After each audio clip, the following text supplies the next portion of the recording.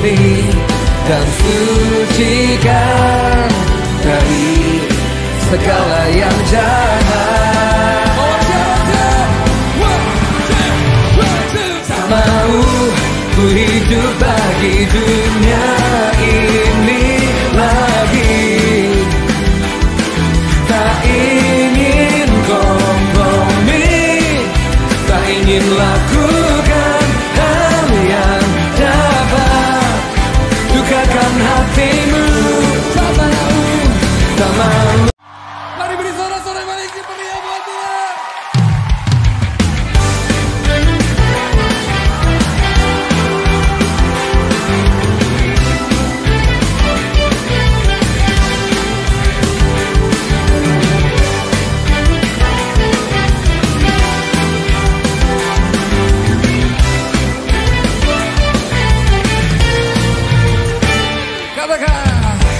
Kau Tuhan yang mulia, turun ke dunia untuk tebus segala dosa.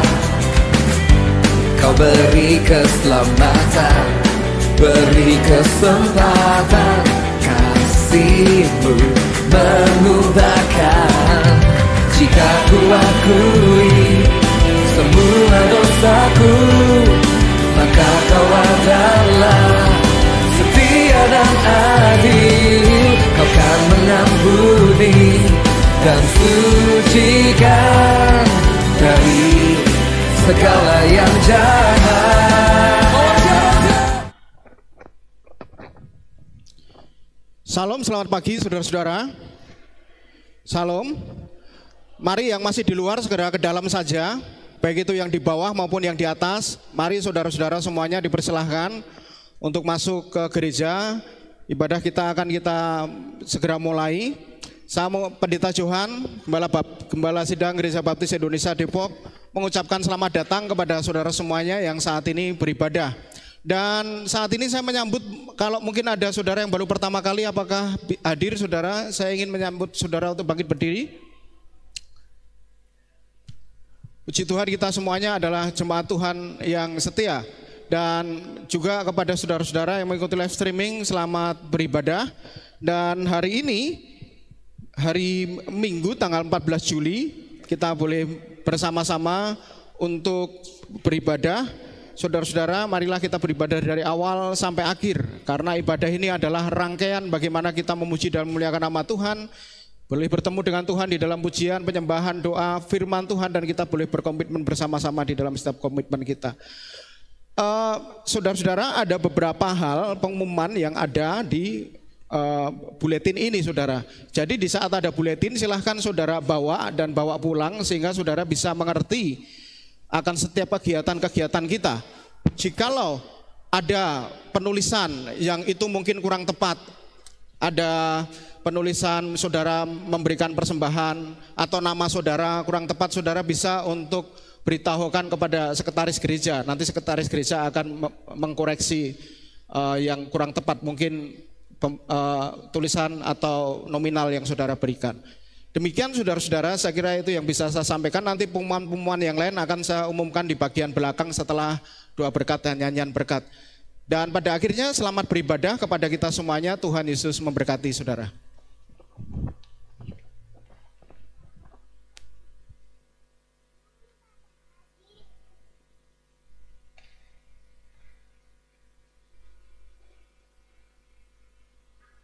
Sebelum memulai ibadah hari ini, mari kita bersatu teduh sejenak. Kita mengucapkan terima kasih Tuhan, terima kasih.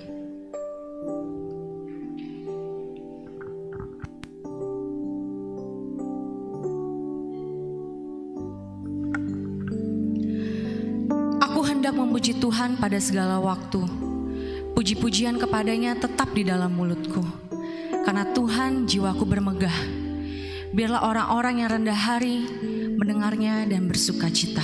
Mazmur 34 ayat 2-3. Mari kita menyanyikan satu lagu penyembahan kita, El Shaddai.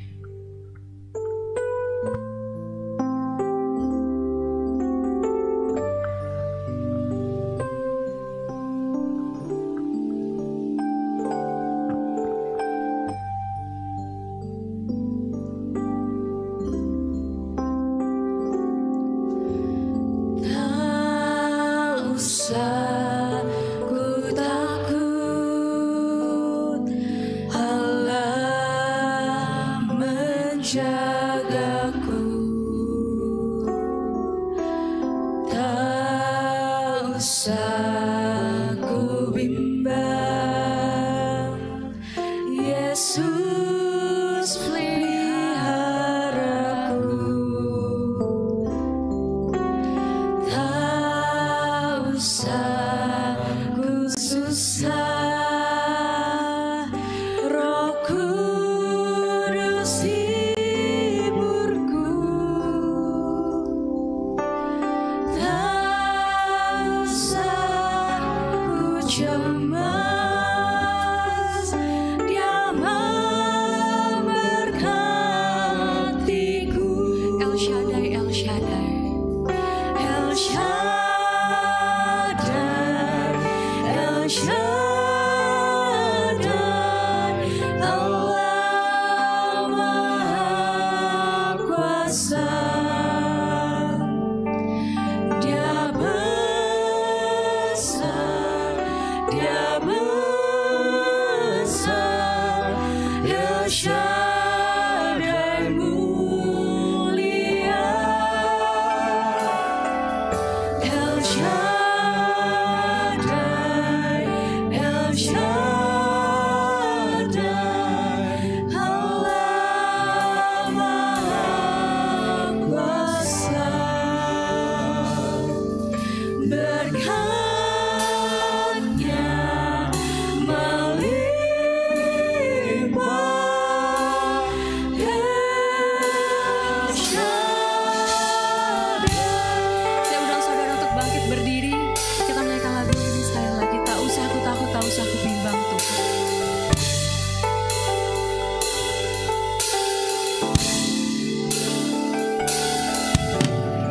Tak usah ku takut, Allah menjaga. Terima kasih Tuhan.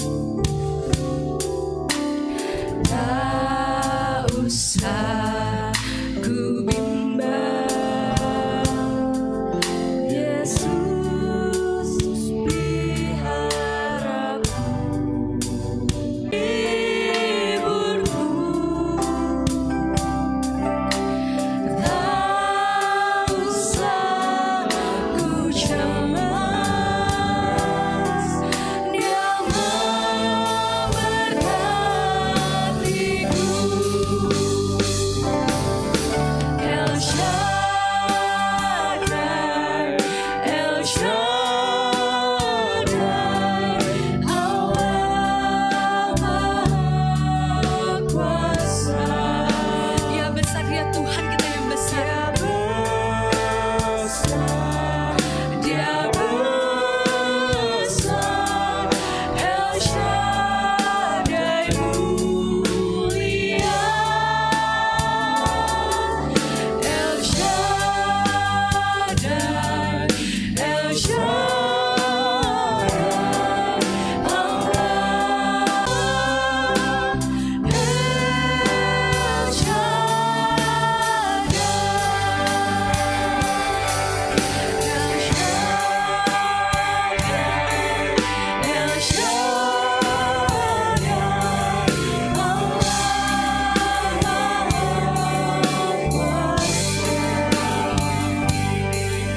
Dia besar, Dia besar. El Shaddai mulia, El Shaddai, El Shaddai. Allah Maha Kuasa, berkat-Nya melimpah. El Shaddai, El Shaddai, El Shaddai, El Shaddai, El Shaddai.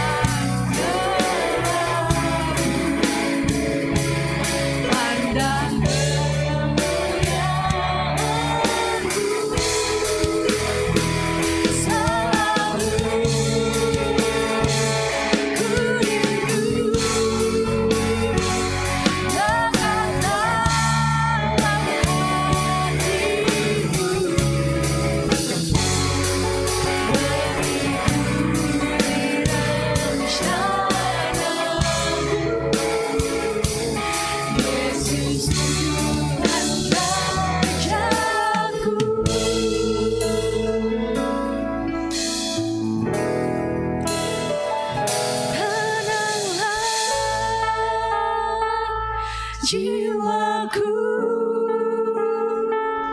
dalam naungan sayap-Mu, menembus awan kelabu, pandang kemuliaan-Mu, selalu ku rindu lekat dalam hati-Mu, mengikuti rencana-Mu, Yesus Tuhan Rajaku.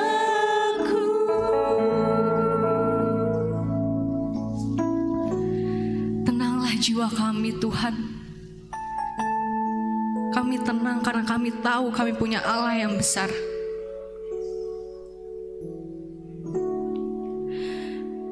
Terima kasih Tuhan. Terima kasih karena Engkau selalu menjadi baik bagi kami, Tuhan.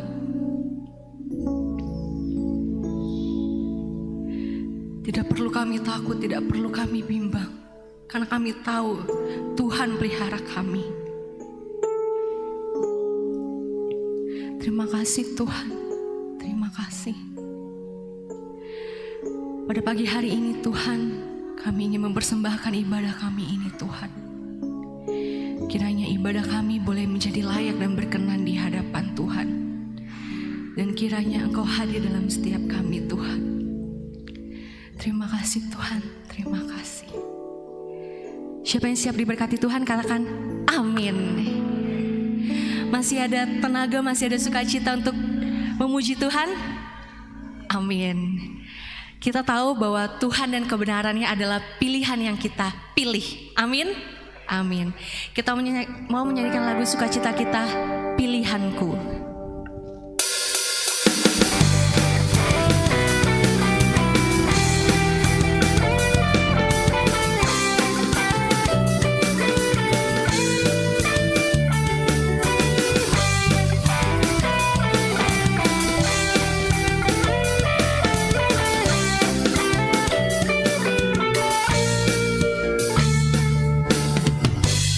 Tuhan yang mulia, turun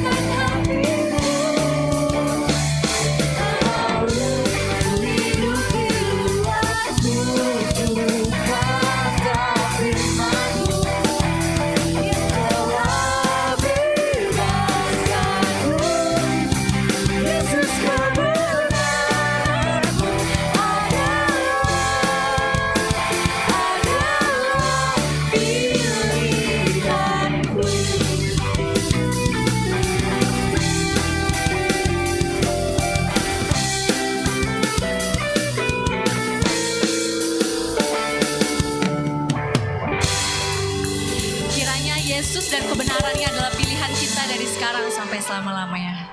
Silakan duduk kembali.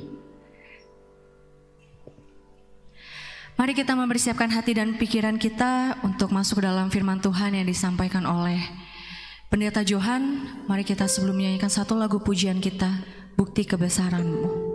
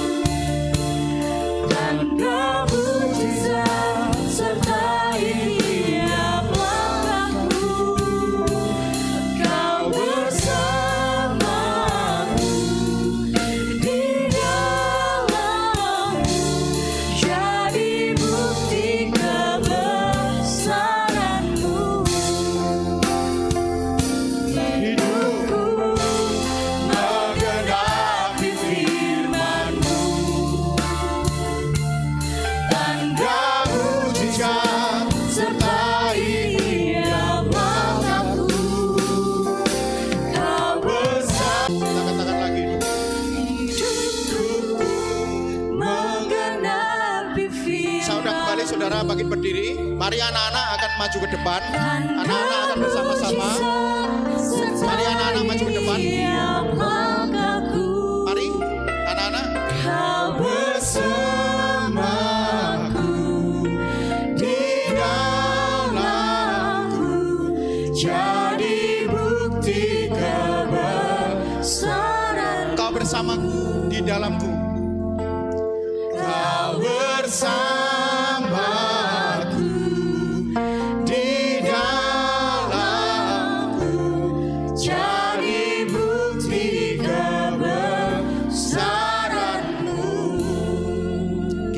Bersama-sama, pertama kita berdoa untuk anak-anak, kemudian berdoa untuk mendengarkan firman Tuhan. Terima kasih Tuhan, saat ini aku berdoa untuk anak-anak kami. Di saat mereka akan mengikuti ibadah anak di bawah, Mau bersyukur ya Tuhan, Kau memberikan mereka kepada kami di gereja ini untuk mereka boleh menjadi bagian kami sebagai penerus kami nanti ya Tuhan. Oleh karena itu menyerahkan kepadamu di saat anak-anak kami nantinya akan menghadapi hari-hari mereka. Tuhan tolong dengan kebenaran firman Tuhan yang mereka boleh pelajari. Mereka boleh bertumbuh menjadi anak-anak yang takut akan Tuhan. Mau menyerahkan kepadamu ya Tuhan. Hamba-Mu memberkati anak-anak kami ini di dalam nama Tuhan Yesus. Amin. Tuhan berkati ya. Tuhan berkati. Tuhan berkati. Tuhan berkati. Tuhan berkati. Ya. Kita akan berdoa bersama-sama. Terima kasih Tuhan untuk hari ini juga kami akan mendengarkan firman Tuhan. Bersyukur ya Tuhan Yesus, bagaimana kami boleh berjumpa dengan Tuhan di dalam nada, ritme dan pujian dan syair.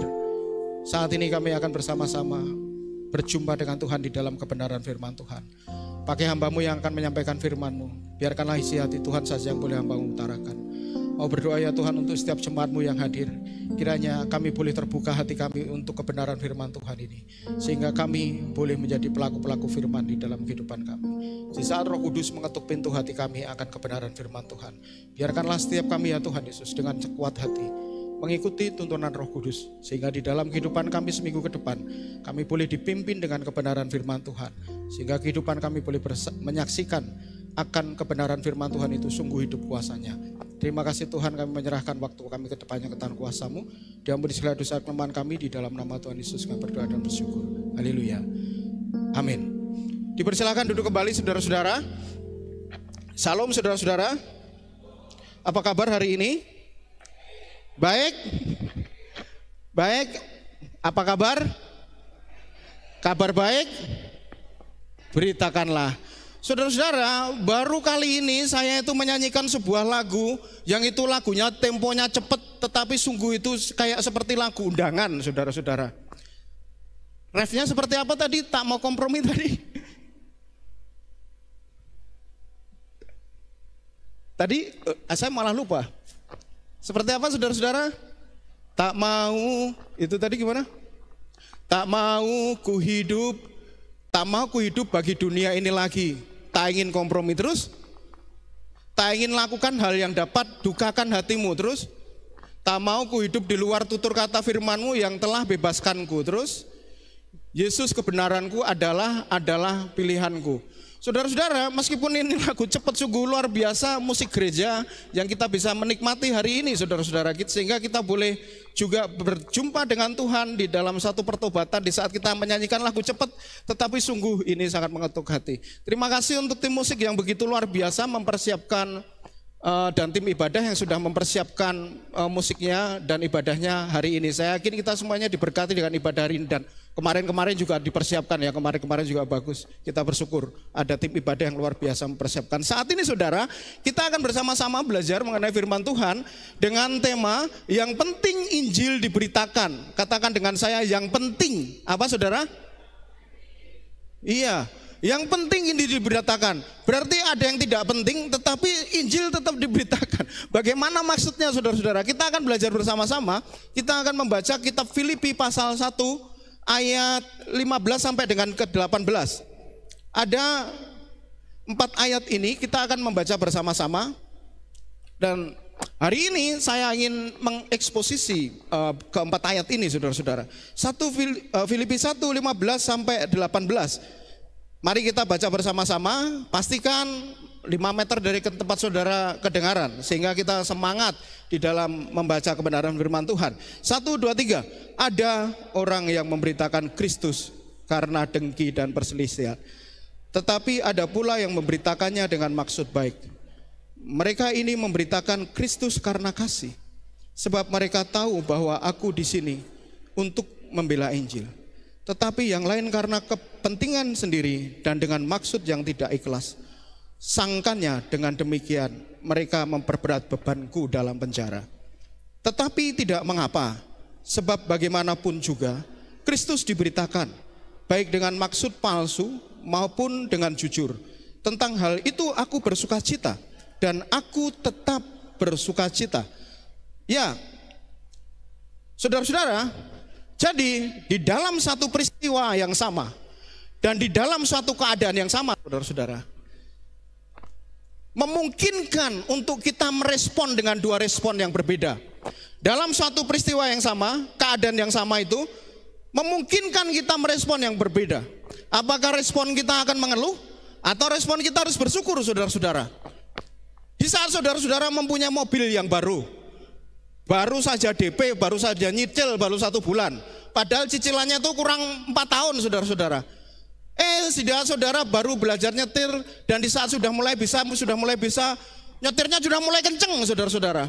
Dan di saat mulai kenceng di jalan beraspal, tiba-tiba ada lubang di situ. Masuk lubang langsung bempernya kena, saudara-saudara.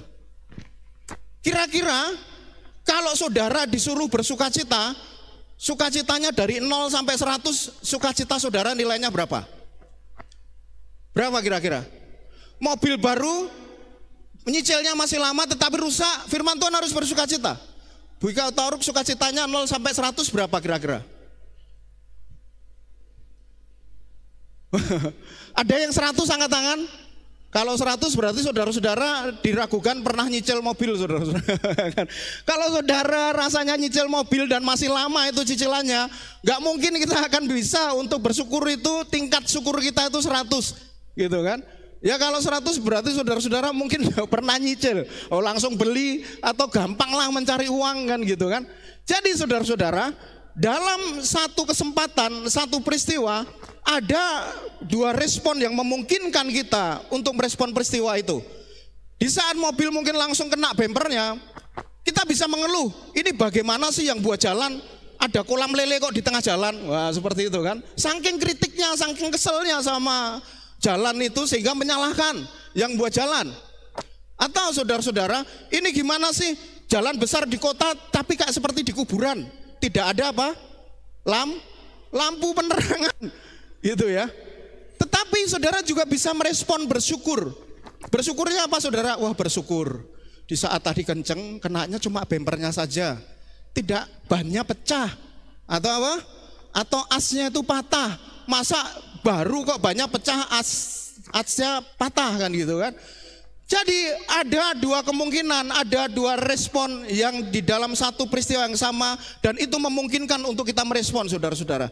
Seperti itulah yang sedang juga dihadapi oleh Rasul Paulus. Rasul Paulus sedang di dalam penjara. Di saat Rasul Paulus di penjara, maka ada orang-orang yang di saat mereka itu mendengar Rasul Paulus masuk di penjara, ternyata malah Rasul Paulus masuk di penjara itu firman Tuhan semakin viral sampai masuk ke istana, saudara-saudara.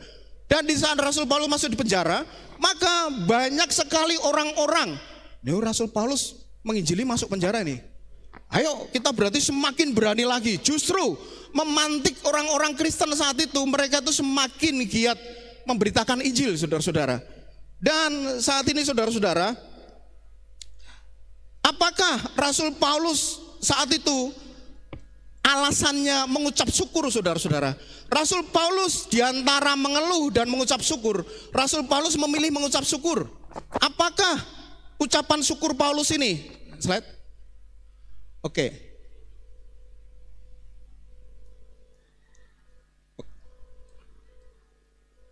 Gak bisa ya?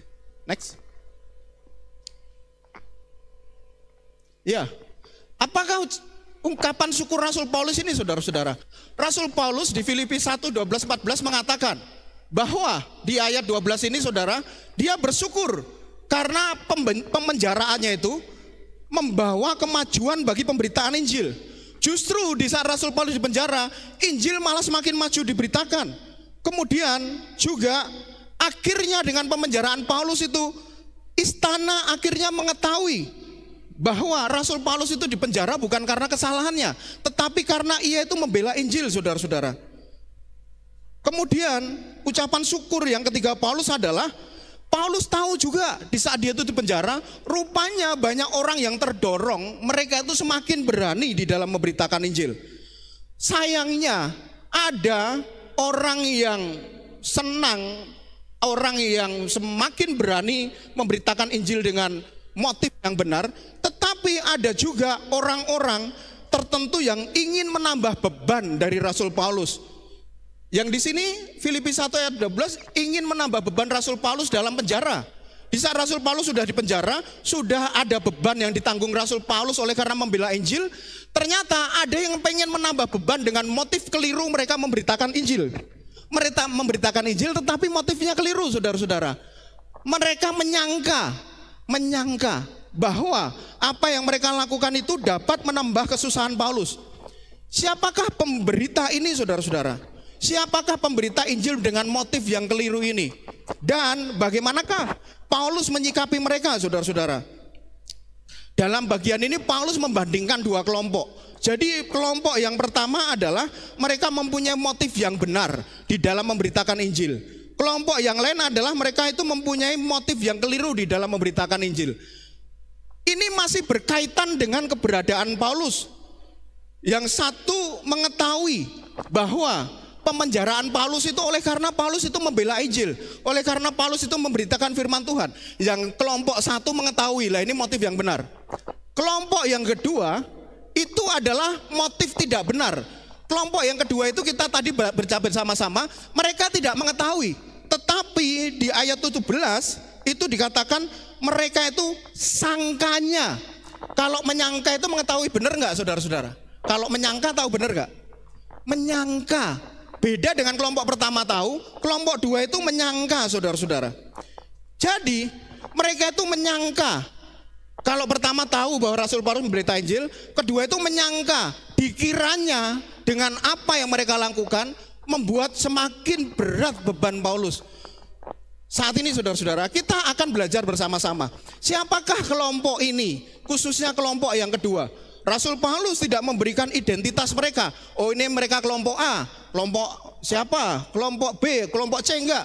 Rasul Paulus juga tidak menyebutkan nama-nama. Namanya ini, siapakah yang mempunyai motif yang keliru, tidak. Tetapi saat ini kita akan belajar bersama-sama. Siapakah mereka sebenarnya yang memberitakan Injil dengan motif yang keliru, yang menyangka bahwa apa yang mereka lakukan itu menjadi beban bagi Rasul Paulus. Kita mengetahui, kita membaca dari teks sebelumnya yaitu pasal 14. Yang pertama saudara-saudara, mereka adalah orang-orang Kristen. Siapakah mereka saudara? Orang-orang Kristen. Ayat 14, dan kebanyakan saudara dalam apa saudara? Saudara dalam Tuhan. Jadi mereka yang motifnya keliru di dalam memberitakan Injil ini adalah orang-orang Kristen, saudara dalam Tuhan. Karena Paulus dipenjara, maka seluruh penghuni istana tahu.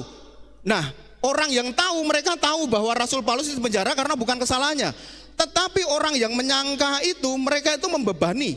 Mereka mempunyai motif yang keliru. Tetapi memberitakan Injil, saudara-saudara.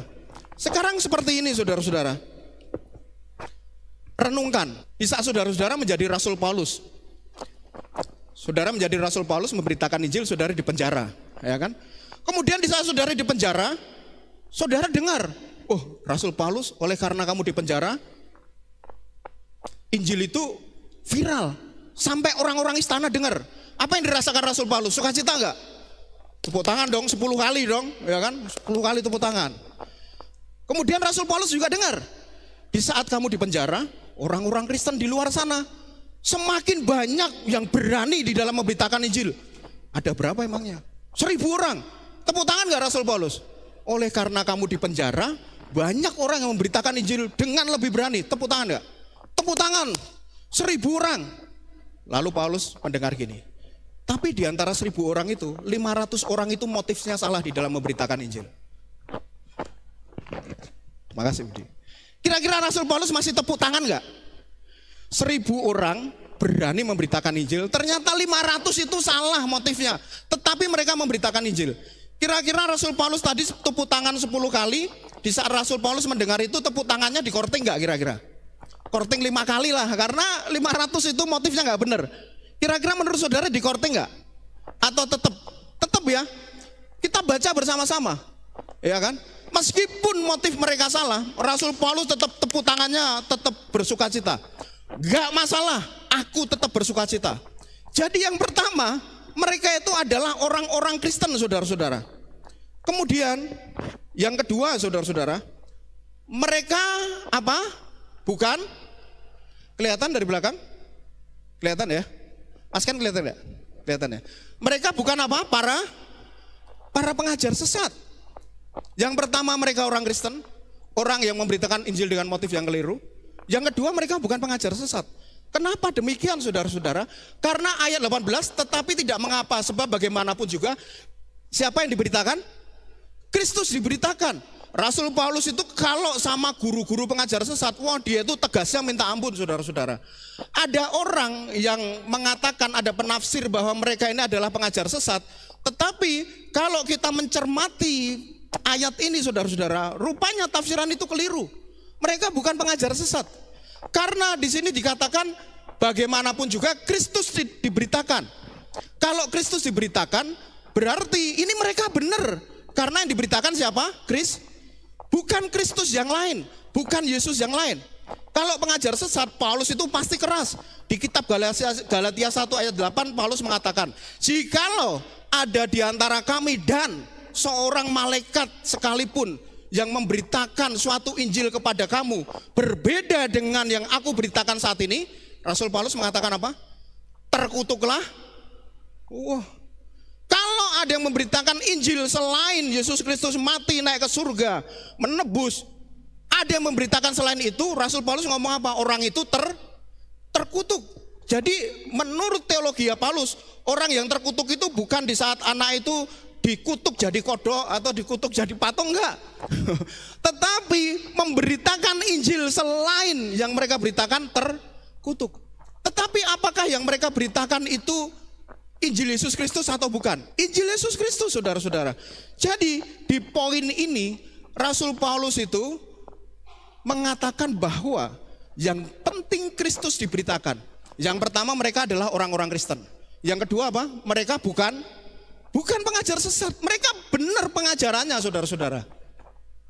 Jadi orang yang motivasinya keliru di dalam penginjilan ini motivasinya apa? Pengajarannya benar. Kemudian yang ketiga, mereka tidak terlalu dekat dengan Paulus dan curiga dengan kerasulan Paulus. Ini dia. Ayat 17 dikatakan apa? Kita akan baca bersama-sama. 1, 2, 3. Sangkanya dengan demikian, mereka memperberat bebanku dalam penjara. Mereka menyangka, yang kelompok pertama itu tahu betul. Yang kelompok kedua itu menyangka. Saudara-saudara, biasanya orang yang tidak terlalu kenal itu mereka itu menyangka. Orang yang tidak kenal itu menyangka, aku itu habis lewat dari rumahmu loh. Setiap aku lewat dari rumahmu itu, tahu nggak? Cowok yang rumahnya dekat rumahmu itu, cowoknya itu ya ganteng sih meskipun rambutnya agak acak-acakan. Dia itu selalu senyum-senyum ke aku loh. Jikalau aku lewat dia itu selalu senyum terus gitu. Dia naksir aku kayaknya ya. Langsung pede kayak gitu kan. Lalu kemudian saudara tetangganya yang sangat tahu, saudara bilang gini, aku kasih tahu ya lu ya. Bukan hanya sama kamu saja dia itu tersenyum, tahu nggak? Banyak orang pasti juga sama semua orang tersenyum. Jangankan sama orang, sama kucing lewat pun dia juga tersenyum. Dan perlu kamu tahu ya, tidak ada orang pun dia itu tersenyum-senyum gitu. Jadi dia itu bukan naksir kamu, tetapi apa? Gila. Orang yang tidak kenal, mereka itu biasanya menyangka-nyangka. Wah, terlanjur tersenyum, tersipu-sipu sampai rumah ngaca-ngaca terus, besok ngaca lagi. Ternyata apa? Yang senyum-senyum itu bukan naksir tapi gila, saudara-saudara. Iya. Yang kelompok pertama itu hanya mengetahui. Kelompok pertama itu benar-benar tahu. Yang kelompok dua itu menyangka, ya kan? Saudara-saudara, inilah mereka itu menyangka Rasul Paulus terbebani dengan apa yang mereka lakukan, saudara-saudara. Kelompok satu itu mengatakan demikian. Kelompok satu itu Paulus mengatakan demikian di Filipi 1 ayat 16. Aku ada di sini. Mereka tahu aku akan ada di sini. Di sini itu di mana, saudara? Di dalam mana? Di dalam penjara. Rasul Paulus mengatakan kepada kelompok satu, mereka tahu aku ada di sini. Aku ada di sini itu di dalam penjara. Nah, kalau di dalam terjemahan bahasa Inggris NAS itu ditulis appointed, ditunjuk. Dalam konteksnya ditempatkan di posisi tertentu. Jadi Rasul Paulus ditempatkan di situ. Ada di sini. Dalam terjemahan bahasa Inggris itu ditempatkan di penjara. Berarti kalau ditempatkan di penjara, Paulus bisa memilih enggak? Aku tak tempatnya di sini aja, bisa memilih enggak? Kata ditempatkan itu pasif atau aktif? Pasif ditempatkan. Di dalam bahasa Yunani lebih jelas lagi. Keimai artinya adalah ditentukan. Artinya adalah ditakdirkan. Jadi Rasul Paulus ada di dalam penjara itu, kelompok satu itu tahu kalau Rasul Paulus itu ditentukan di dalam penjara. Untuk apa? Untuk membela Injil, untuk memberitakan Injil Tuhan Yesus Kristus. Kemudian di sini ini adalah kalimat pasif ditentukan. Ini adalah kalimat pasif kalau tidak ada subjek. Orang yang membaca bahasa Yunani pasti tahu kalau ditentukan berarti siapakah yang menentukan. Ini adalah pasif ilahi, saudara-saudara. Jadi Allah yang menentukan, Allah yang mentakdirkan Rasul Paulus, Allah yang menempatkan Rasul Paulus di dalam penjara. Jadi itu bukan keinginan Rasul Paulus sendiri. Di saat Rasul Paulus memberitakan Injil, maka dengan berani dia memberitakan Injil, dan dengan demikian Rasul Paulus ditentukan Tuhan di dalam penjara. Tujuannya untuk apa? Untuk rencana Tuhan semakin dinyatakan dan firman Tuhan semakin menyebar luas. Pada akhirnya viral. Sampai mana? Sampai istana, saudara-saudara. Jadi saudara-saudara, siapakah yang menentukan meskipun tidak ada subjeknya? Yang menentukan siapa? Yang menentukan Tuhan. Seperti ini deh. Jadi waktu kita itu KKR, kemudian setelah selesai KKR, besoknya saudara itu ngomong dengan teman-teman yang lain. Wah, bener-bener KKR kemarin malam itu kita dijamah. Kita itu dijamah loh. Apakah ada di antara saudara kemudian yang bertanya, siapa yang jamah ya? Apakah ada yang bertanya seperti itu? Memang siapa yang jamah? Meskipun kata dijamah dalam KKR tidak perlu dijelasin siapa yang jamah. Jelas-jelas yang menjamah siapa? Yang menjamah Tuhan, gitu kan. Seperti dalam kalimat ini ditentukan. Ini adalah pasif ilahi. Yang menentukan siapa? Yang menentukan Tuhan, saudara-saudara. Jadi inilah kelompok yang pertama sangat mengetahui, saudara-saudara, bahwa Paulus di penjara itu bukanlah kecelakaan, bukanlah tragedi, bukanlah musibah, tetapi cara Allah untuk mewujudkan apa? Rencananya. Namun bagi kelompok yang lain, saudara-saudara, rupanya ceritanya berbeda.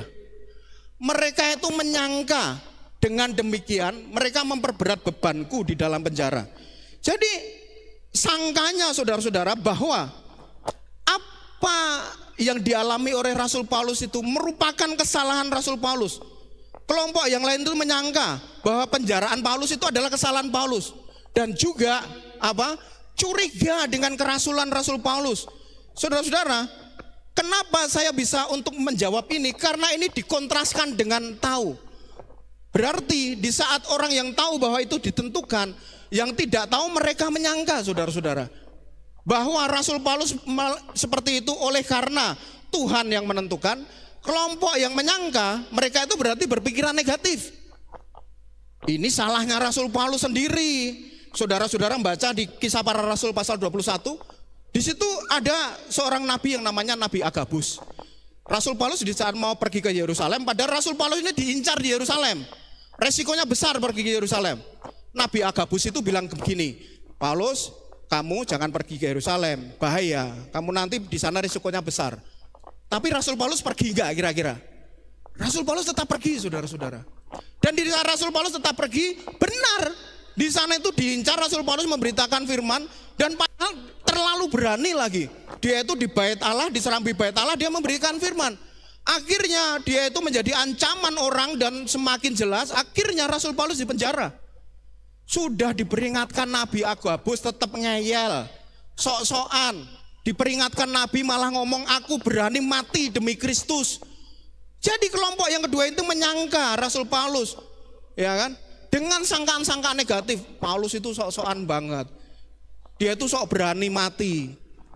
Sembrono banget di dalam memberitakan Injil, kayak seperti itu, ya kan? Mungkin seperti itu. Karena tidak dituliskan di sini. Tetapi di saat kita mengcompare ayat ini dengan Kisah Para Rasul, maka memungkinkan omongan-omongan orang dalam konteks sejarah saat itu memungkinkan demikian. sok-sokan dia. Akhirnya bener kan, dia itu dipenjara bener kan, gitu kan. Kemudian ada yang menyaksikan dia itu rasul. Kalau kita membaca di kitab-kitab Rasul Paulus disangsikan kerasulannya, saudara-saudara. Karena apa? Kalau dia itu benar-benar rasul, tentu saja kerasulannya membuat efisien dong. Kalau di penjara mana efisien bisa memberitakan Injil kemana-mana? Mana maksimal kerasulannya? Sehingga dia hanya di penjara, akhirnya nggak maksimal. Ada yang meragukan kerasulan Paulus dan sangat memungkinkan omongan-omongan seperti ini di kalangan orang Kristen saat itu bisa untuk keluar dalam lingkungan komunitas orang percaya, saudara-saudara. Jadi saudara-saudara, kelompok yang kedua ini saudara-saudara, mereka itu justru berpikiran negatif, menyalahkan Rasul Paulus. Rasul Paulus dipikir dia itu sembrono. Jadi kalau saudara jadi Rasul Paulus rasanya gimana? Sudah memberitakan Injil, sudah sampai di penjara. Ternyata orang-orang Kristen di luar sana itu ngomong, Rasul Paulus kamu itu sok-sokan, akhirnya kamu di penjara kan? Tidak didukung malah disalahke, disokor kan gitu kan. Karena itu memberitakan Injil itu yang benar, bukan gitu. Penjara kan kamu kan. Gimana coba kalau saudara di Rasul Paulus? Gini dah, gampangnya itu gini. Pernah nggak saudara-saudara itu sakit kemudian ada pendeta yang menengok saudara? Kemudian di saat saudara sakit pendeta menengok. Bukan sakit apa ya, nanti aku bantu. Bukan gitu. Tetapi pertanyaannya apa? Kamu dosa apa ya? Lalu saudara berpikir gini, Pak Pendeta, saya pikir saya nggak dosa apa-apa loh. Pendeta langsung bilang gini, tuh sudah sakit sombong ya kan, nggak mau ngaku dosa. Apa yang saudara rasakan kira-kira? Di saat saudara sudah pakai gini, pakai selang infus, mungkin saudara pengen nyopot gini. Wah bener-bener ini sama dihakimi. Seperti itulah Rasul Paulus saudara-saudara. Ya kan? Dia itu sudah dipenjara oleh karena memberitakan Injil. Dituduh lagi sok-sokan dan sebagainya saudara-saudara. Tetapi Rasul Paulus ini hebat banget ya saudara. Ya kan? Dia itu Rasul Paulus mengatakan yang penting itu Injil diberitakan saudara-saudara. Paulus tahu bahwa resikonya akan besar. Di saat dia itu ke Yerusalem, Paulus tahu resikonya besar. Di saat dia di penjara, Rasul Paulus tahu orang-orang istana mendengar. Dan di saat dia di penjara, Rasul Paulus juga tahu saudara-saudara, ada orang-orang Kristen yang justru berpandangan negatif kepada dia. Rasul Paulus tahu. Tetapi Rasul Paulus bersukacita. Meskipun motivasi mereka tidak benar, tetapi Paulus dia tidak menyalahkan. Rasul Paulus tidak bisa mengontrol apa yang mereka omongkan, apa yang mereka pikirkan. Saudara-saudara, kita tidak bisa mengontrol omongan orang, saudara-saudara. Orang mau bilang apa kita tidak bisa mengontrol. Orang mau menuduh saudara tentang macam-macam, saudara tidak bisa mengontrol omongan dia. Yang bisa kita kontrol apa saudara? Respon. Apakah saudara-saudara merespon dengan mengeluh atau bersyukur saudara-saudara? Tetapi firman Tuhan saat ini mengatakan kepada kita saudara, responnya Rasul Paulus bukan mengeluh. Apakah Rasul Paulus menulis, sudah seperti ini disalah-salahkan lagi saya, kasihan amat deh saya. Rasul Paulus tidak menulis seperti itu. Tetapi Rasul Paulus bersukacita saudara-saudara. Jadi yang bisa dikontrol adalah respon. Apakah respon Rasul Paulus saudara-saudara? Kita lihat bersama-sama. Oke. Terima kasih Mas Yubel. Yang tadi mana? Nah ini dia. Bagaimanakah respon Paulus di Filipi 1 ayat 18? Saya akan membaca untuk saudara. Tetapi tidak mengapa. Ya kan? Tetapi apa saudara? Tidak mengapa. Terus 1, 2, 3. Sebab bagaimanapun juga Kristus diberitakan. Baik dengan maksud palsu maupun dengan jujur. Tentang hal itu aku bersukacita. Jadi meskipun orang-orang itu berpikir negatif tentang Paulus, menyalahkan Rasul Paulus, Paulus mengatakan apa? Tetapi tidak mengapa. Ini adalah pernyataan. Tetapi kalau King James, NIS dan JLT ini menerjemahkan dengan pertanyaan saudara-saudara. Pertanyaannya, What then? Lalu apa? Ya kan? So what kan gitu kan? Lalu kemudian bawahnya Mas. Nah, ini menolong kita untuk kita lebih mengerti lagi. But what does it matter? Ya kan? Tapi apakah itu penting? Di saat mereka menyangka negatif tentang Rasul Paulus, emang itu penting bagi aku? Rasul Paulus seperti itulah. Jadi semua sangkaan-sangkaan itu, semua penghakiman mereka, sudah Rasul Paulus menderita, mereka menuduh Paulus, apa penting bagi saya? Tidak masalah.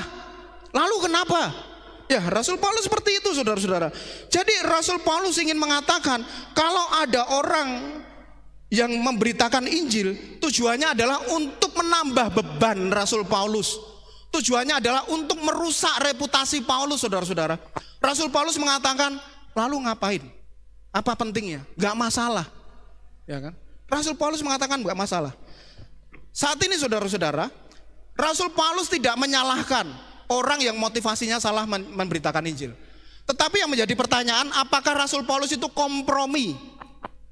Ya kan? Apakah Rasul Paulus itu kompromi terhadap motif yang salah, saudara-saudara? Kira-kira Rasul Paulus kompromi dengan motif yang salah enggak?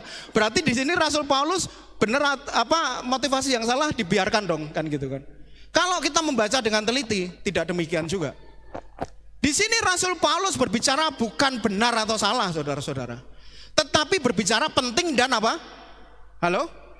Penting dan tidak penting, bukan benar atau salah. Kalau benar atau salah, maka Rasul Paulus itu semuanya tidak benar, ya kan? Tetapi Rasul Paulus itu semuanya tidak penting. Apa pentingnya? Berarti Rasul Paulus berbicara mengenai apa yang penting dan apa yang tidak penting.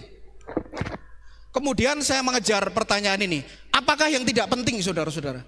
Yang tidak penting adalah perasaan Paulus. Yang tidak penting apa, saudara? Perasaan. Yang tidak penting apa? Reputasi Paulus. Dia sebagai seorang rasul, di saat diragukan sebagai orang rasul, gak penting kamu meragukan saya. Rasul Paulus di saat disalah-salahkan di dalam penjara, kira-kira sakit hati enggak, saudara-saudara? Sebagai manusia, aku di sini sudah kekurangan, aku sudah menumbuhkan jemaat di mana-mana. Kita nggak tahu isi hati Rasul Paulus. Tetapi Rasul Paulus mengatakan di sini, perasaan dia itu tidak lebih penting daripada Injil diberitakan, saudara-saudara. Wow, luar biasa Rasul Paulus. Ya. Jadi saat ini kita belajar bersama-sama. Kelompok yang kedua ini, mereka itu saudara-saudara, dalam memberitakan Injil, mereka itu ingin memberikan keteladanan kepada Paulus, memberikan contoh kepada Rasul Paulus. Caramu itu salah, jangan sok-sokan. Caranya itu seperti ini loh, sehingga nggak dipenjara. Motifnya memberitakan Injil itu bukan supaya orang diselamatkan, tetapi motifnya adalah untuk apa? Untuk membuktikan kepada Rasul Paulus, untuk menteladankan kepada Rasul Paulus. Bukan seperti itu akhirnya di penjara. Jangan sok-sokan gitu. Seperti ini loh caranya. Ngerti nggak lu? Seperti itulah mungkin pembicaraan ya kan, saudara-saudara ya. Jadi mereka itu ingin mengajari Rasul Paulus. Tetapi saudara-saudara, meskipun Rasul Paulus disalah sangka seperti itu masalah nggak bagi Rasul Paulus? Masalah nggak? Nah, itu penting nggak bagi Rasul Paulus? Nggak penting. Yang penting apa? Injil. Yang penting Injil diberitakan. Gitu, ya kan? Bukan berbicara mengenai benar dan tidak benar, tetapi penting dan tidak penting. Rasul Paulus sedang berbicara tentang dirinya. Aku nggak penting. Meskipun kamu menyalah-sangkakan saya, nyalahin saya terus, itu nggak penting. Ya kan? Meskipun aku nggak seperti itu, nggak penting. Yang penting apa? Injil diberitakan. Malah justru Rasul Paulus bersyukur. Di saat dia di penjara, meskipun motifnya keliru, Injil semakin luas diberitakan. Malah justru mereka itu menjadi secara tidak langsung menjadi rekan kerja Rasul Paulus di dalam memberitakan apa? Memberitakan Injil, saudara-saudara. Malah secara tidak langsung mereka itu sudah menjadi rekan Paulus dalam satu sisi, melakukan tujuan yang sama, yaitu apa? Memberitakan Injil. Justru Injil semakin banyak diberitakan. Malah mungkin kalau kita menjadi Rasul Paulus bersukacita, malah semakin senang. Semakin banyak lagi dong, nggak apa-apa. Aku disalahin-salahin terus nggak apa-apa lah. Penting Kristus diberi. Gitu dong. Amin saudara. Saudara siap disalah-salahin demi Kristus? Siap? Saudara siap difitnah demi Kristus enggak? Siap? Saudara siap disalah-sangkakan demi Kristus enggak? Sudah kesel, sudah capek pelayanan di gereja, malah disangka-sangkain lagi. Tapi kita bisa berkata, enggak penting. Amin saudara? Amin enggak? Enggak penting. Sudah kita melayani bareng-bareng, sudah pengorbanan dana, daya, tenaga dan sebagainya, masih capek banget.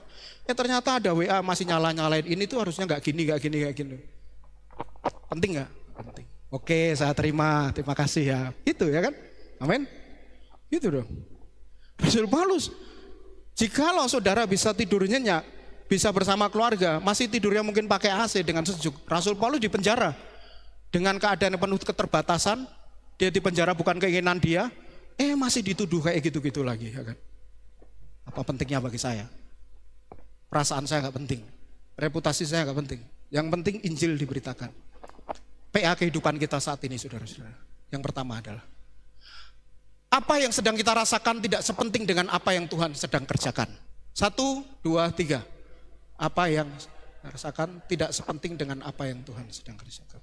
Amin. Di saat saudara-saudara bersama dengan teman saudara orang Kristen, di saat saudara pengen untuk memberitakan Injil, kenalan dengan orang. Di saat saudara kenalan dengan orang akrab dan saudara masuk penginjilan, teman saudara yang Kristen malah ngomong, jangan sok lu SKSD lu. SKSD itu apa saudara? Sok kenal, sok dekat. Jangan sok kenal, sok dekat, kamu gak tahu dia itu siapa. Ganteng-ganteng mungkin dia itu pencopet, tahu gak? Pencopet sekarang itu bersih-bersih, ganteng, rambutnya gini. Gitu. Jangan deket-deket gitu. Loh kita suruh memberitakan Injil malah temennya yang Kristen malah ngomong jangan sok kenal, jangan sok dekat. Agak sini. Ya kan? Di saat saudara memberitakan Injil lagi, kamu itu sudah aku bilangin, jangan sok suci, jangan sok kudus. Kesaksian itu hanya di sekolah minggu di KPW saja. Tidak perlu kesaksian di luar sana, untuk saudara seiman aja. Nanti masalah, tangkap polisi lu nanti, nah, gitu kan? Malah disalah-salahin saudara-saudara. Nggak usah sok rohani lah, rohani itu di gereja aja, nggak perlu untuk ngomong-ngomong gitu. Tugasnya apa? Pendeta memberitakan Injil. Pak Roy yang badannya gede, nanti bisa ngelawan. Ya saudara-saudara, ya kan? Justru malah saudara itu dijauhi dengan teman sesama Kristen saudara-saudara. Dianggap sok suci, dianggap sok kudus, dianggap sok rohani, gitu kan? Pada akhirnya apa saudara-saudara? Saudara malah dijauhi dengan teman-teman Kristen saudara, karena saudara senang untuk memberitakan kabar baik itu. Senang kesaksian di selain sekolah minggu KP, menyaksikan di luar sana senang, kok malah dianggap seperti itu. Tetapi saya mau katakan di sini, apa yang sedang kita rasakan tidak sepenting dengan apa yang Tuhan sedang apa? Kerjakan. Mungkin saat itu kita merasakan kok seperti ini ya, kok teman-teman saya malah menjauh. Kok saya punya teman-teman yang akhirnya bukan orang-orang Kristen, orang-orang di luar sana. Pada akhirnya kenal dengan Pak calon wali kota. Menjadi saksi bagi orang-orang yang bukan Kristen kan gitu kan. Tetapi saudara-saudara, apa pentingnya? Perasaan saya. Yang penting apa? Injil diberitakan. Kemudian yang kedua saudara-saudara, kita baca bersama-sama. 1, 2, 3. Lawan dalam satu hal sebenarnya adalah teman dalam hal yang lain. Oke. Masih lanjutannya tadi. Rupanya teman-teman saudara Kristen yang menjauhi saudara itu sudah mulai update status di media sosial. Update statusnya apa saudara? Firman Tuhan. Update statusnya apa? Video supaya orang itu percaya Yesus. Update statusnya juga mengenai video tentang supaya orang percaya Yesus. Kemudian dia update status yang dikunci, saudara ada yang tahu. Seperti ini loh, bukan kayak elu gitu. Seperti ini loh, bukan kayak elu gitu. Kira-kira kita bersuka cita enggak dengan gitu? Senang enggak? Apa yang penting Tidak seperti lo kan gitu. Malah justru dia itu memberitakan Injil. Meskipun caranya keliru. Caranya apa? Untuk mengajari saudara. Caranya bukan seperti itu. Caranya kayak seperti ini loh. Yang aman. Yang gak usah kenal gak apa-apa. Kalau kayak seperti lu bahaya. Sok dekat sok akrab lu. Kan gitu kan. Meskipun caranya keliru. Tidak masalah. Ini bicara mengenai penting dan tidak penting, ya kan? Seperti apa yang diajarkan oleh Rasul Paulus. Oke, pemain musik maju ke depan, saudara-saudara. Silahkan. Yang ketiga adalah mampu bermegah dalam keadaan yang susah. Mampu apa, saudara? Bermegah di dalam keadaan yang susah. Saudara-saudara, Paulus tidak berkata, kok keterlaluan sih? Kok sungguh nemen banget sih? Tidak. Tetapi Rasul Paulus bersukacita. Rasul Paulus tidak berkata, kok nelangsa banget saya. Orang seperti itu kok ya masih hidup juga ya. Tidak seperti itu. Tapi Rasul Paulus bersukacita. Saya mengajak saudara-saudara bangkit berdiri bersama-sama. Kita akan merespon firman Tuhan ini, saudara-saudara.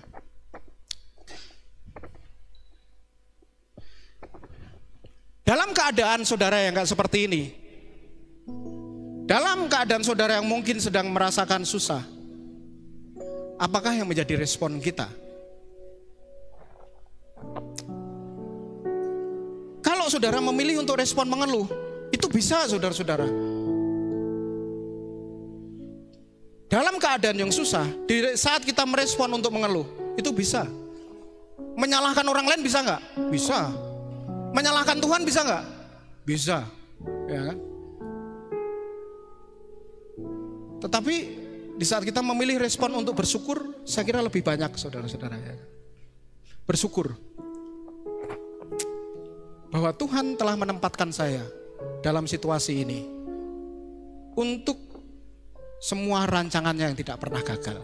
Amin saudara-saudara, gitu kan?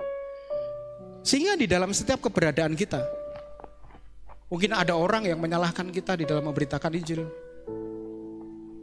Dalam keadaan kita yang lain, marilah kita, apapun reputasi kita, apapun hati kita, firman Tuhan mengajak kita saat ini, yang penting Injil apa? Diberitakan. Kita puji Tuhan, jadikan aku pancarkan berkat.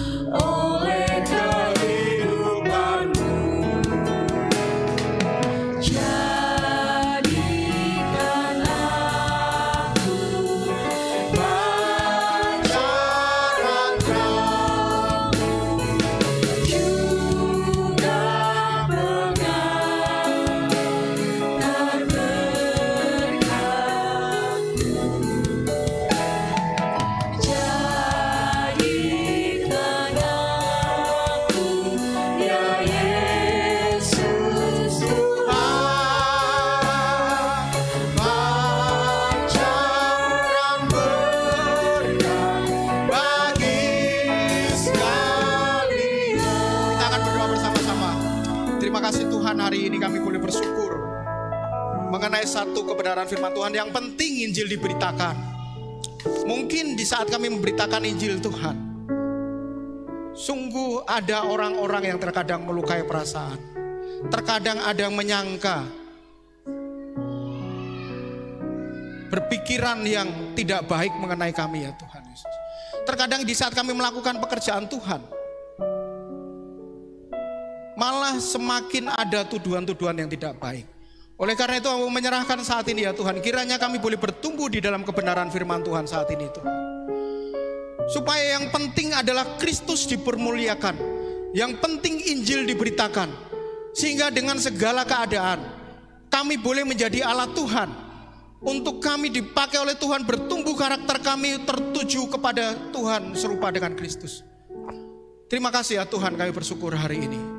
Mampukan kami ya Tuhan untuk seturut dengan kebenaran firman-Mu, sehingga di dalam segala keadaan kami boleh melihat bahwa semuanya tidak luput dari kemahatauan Tuhan, sehingga kami mampu bersuka cita kayak seperti Rasul Paulus, sehingga kami mempunyai satu tujuan yang sama seperti Rasul Paulus. Di dalam segala lelah kami, di dalam segala air mata kami ya Tuhan Yesus, untuk suatu pekerjaan Tuhan, terkadang harus mengalami suatu keadaan, disalahkan, keadaan negatif yang tidak baik, tetapi biarkanlah melalui semuanya itu ya Tuhan, kami boleh melihat dan kami boleh bersyukur akan kebaikan yang Tuhan telah beri, sehingga kami boleh mampu untuk mengatakan bersama-sama, yang penting Tuhan ditinggikan, yang penting firman Tuhan diberitakan, yang penting Tuhan Yesus dilayani. Apapun yang kami rasakan, apapun reputasi kami mohon ampun ya Tuhan Yesus, jikalau sampai saat ini mungkin kami belum sampai demikian. Tetapi ya Tuhan, izinkan kami ya Tuhan untuk bersama-sama dengan Tuhan, sehingga kami mampu bersama-sama mencapai titik di mana Tuhan, Engkau sungguh yang penting dari antara segalanya, termasuk hidup kami, termasuk segala apa yang kami punya, segala perasaan. Terima kasih Tuhan, kami bersyukur hari ini. Kita akan memuji Tuhan bersama-sama. Berilah sebanyak diberitakan Tuhan. Yesus teladan mulia.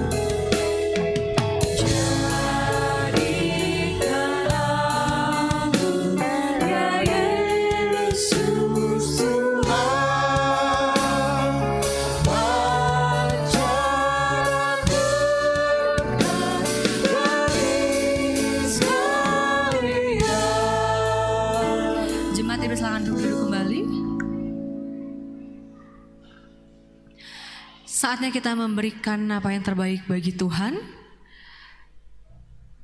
Izinkan saya mengingatkan kembali untuk jemaat yang hadir secara langsung di gereja, untuk kantong berwarna hijau untuk persembahan dan perpuluhan dan persembahan syukur, dan kantong sign berwarna hijau untuk persembahan pembangunan.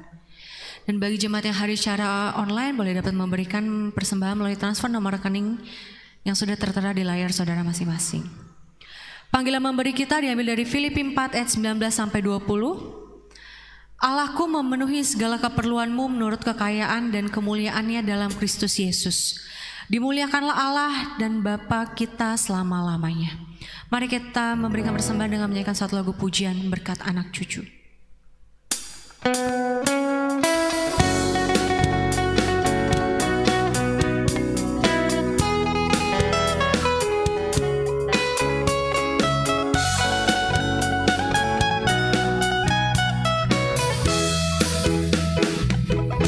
Begitu besar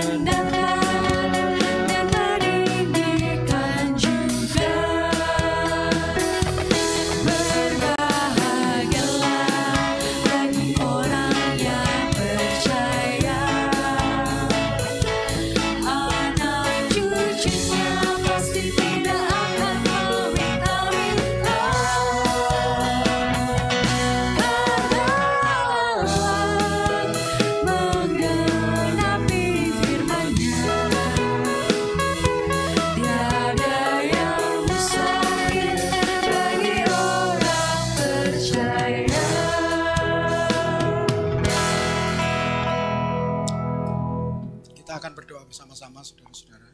Terima kasih Tuhan, kami bersyukur hari ini di saat Engkau telah memberkati kami di dalam sepanjang seminggu yang telah lalu dan yang Tuhan anugerahkan. Di saat kami boleh memberikan yang terbaik bagimu ya Tuhan. Mau berdoa ya Tuhan, kiranya terimalah persembahan kami ini ya Tuhan. Dan kiranya boleh dipakai untuk hormat dan kemuliaan Tuhan. Mau berdoa ya Tuhan untuk syafaat kami hari ini. Tidak henti-hentinya berdoa bagi bangsa dan negara kami. Di masa perpindahan pemerintahan ini ya Tuhan, kiranya Tuhan Engkau akan menolong di masa-masa ini sampai bulan Oktober nanti. Dan kiranya pemerintah kami, presiden, wakil presiden, sampai seluruh jajarannya boleh dapat menyelesaikan semua tanggung jawabnya dengan baik dan dipertanggungjawabkan kepada Tuhan dan kepada rakyat Indonesia.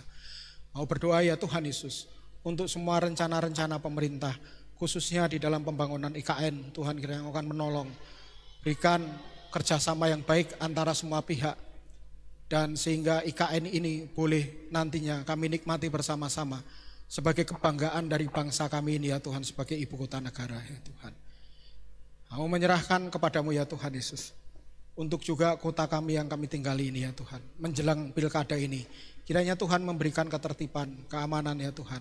Dan terlebih lagi ya Tuhan, kami yakin dan percaya Engkau telah menentukan pemimpin yang terbaik bagi kami ya Tuhan. Oleh karena itu tolong kami semuanya warga kota Depok untuk bersiap dan berpartisipasi nantinya di dalam ikut serta menjalankan pilkada nanti ya Tuhan. Dan kiranya pemerintah nantinya ya Tuhan boleh semakin lagi membawa kota Depok ini berkelanjutan ke arah kebaikan, kesejahteraan bagi masyarakatnya. Kami menyerahkan kepadamu ya Tuhan Yesus untuk semua cabang-cabang kami, khususnya Setia Negara di dalam persiapan pemanggilan Saudara Amri. Tuhan menolong ya Tuhan. Kiranya semua proses demi proses Tuhan menolong, sehingga Setia Negara nantinya boleh mendapatkan kepala sidang yang baru.